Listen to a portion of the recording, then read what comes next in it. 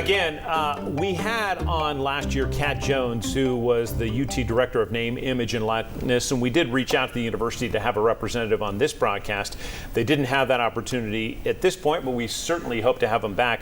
One thing that Kat Jones made a point last year, and you can watch that broadcast on Inside Tennessee, was we have something like 500 athletes on the campus of the University of Tennessee, 20 varsity sports. Anywhere between 60 to 70% of those athletes, John, were getting some kind of NIL deal, and that could be a free meal, or it could be on up to a 7-figure deal in terms of money they're getting. Most of them are the smaller deals, just kind of nice little pocket change or recognition or maybe a little bit of Benny. There is, and that's what everybody thinks about, the sort of the mega 7-figure deals. And if you're an aggressive student athlete, you can go after them yourselves. Susan? Yes, you can. And apparently, if you're a high school athlete, you can do the same. Hunter, I want to talk about what's coming. I mean, you all have been leaders in this. You formed a national association, which is pretty cool, and you've got a lot of members in that now. But what do you see on the horizon? When I talk to UT people, they talk about the potential for contracts and caps on contracts, and maybe that's a $30,000 a year deal, you know, for all athletes, or just football, or just basketball. What do you all see coming in the future, and how does Spyre play into that future role? Well, it's literally a day-by-day, week-by-week, process, and certainly we're always running different scenarios of, how does this play out, and what are the future of collectives and so forth. And I believe that whatever next, iteration of this, there will be a role for collectives.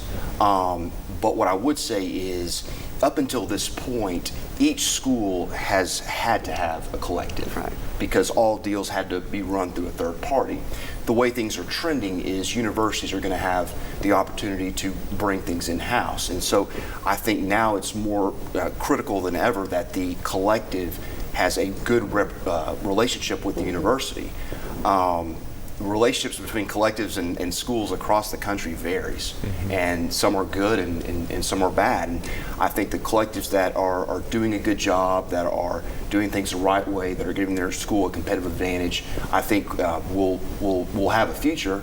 Outside of athletics. Yes, but the collectives that aren't, maybe they are a little bit rogue, or do some things that go against the coach's wishes, they'll be shown the door.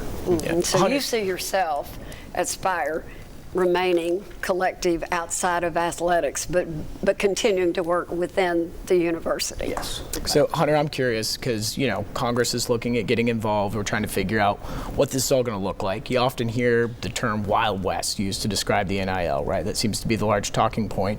And I've heard from a number of fans, fellow Vols around, that these players are making too much money, or there's too much going on. From my perspective, it seems normal that labor often then gets blamed for problems, and seems a bit unfair. I'm wondering, how do you tackle those kinds of issues, that kind of rhetoric around what players are getting paid that could be too handsome, and more specifically, how you see, as you mentioned, Spyre staying around if, athletes then become employees, not just contracts? Yeah, we got asked early on a lot about, isn't a scholarship enough? And that's a fair question, but what I would come back to is winning and the importance of it does not get talked about enough. For example, as our chancellor has pointed out, the night Tennessee beat Alabama in 2022, Tennessee had 800 new applicants. You look at winning brings in millions of dollars, not just for the athletic department, but for the entire academic community. I've lived downtown Knoxville for the past 10 years, and in doing so, you get to know restaurant owners, bar owners, hotel owners, and since the revival of all sports, but the football being relevant again, I mean, these are businesses that are seeing sales records, and the coaches are compensated handsomely for all this, as they should, and I think the players should as well. To your point, Joe Johnson, president of the University of Tennessee, used to say the football program is the front doorstep of any any university, and so that gets people in the door. John? It is a business then, basically. Isn't that what we're saying? Essentially, this kind of college athlete person is a person who makes money for him or herself and then also for the university. It is, but I would also point out that, players to earn the money, they have to do several deliverables in order to earn it. That it is not pay for play. So, for instance, what that could look like is a player's enrolled at Tennessee, he has an NIL contract, and to earn the money, he or she would have to participate in a certain amount of events, for example. That could be participating in a youth football camp where you show up and do drills with children. A lot of players have expressed that they want to give back. We have a lot of charity partners. East Tennessee Children's Hospital is one where players can go and participate in bedside visits. Emerald Youth is another one where players can go and participate in after-school programs, and those are the things that don't get talked about a lot. So yes, it is a business, and but there's a whole lot more good that comes from NIL that a lot of times makes the headlines. Is the whole question of amateurism then, is that just kind of moot at this point, do you think? I would say so, and I would say this is a course correction that should have happened a long time ago.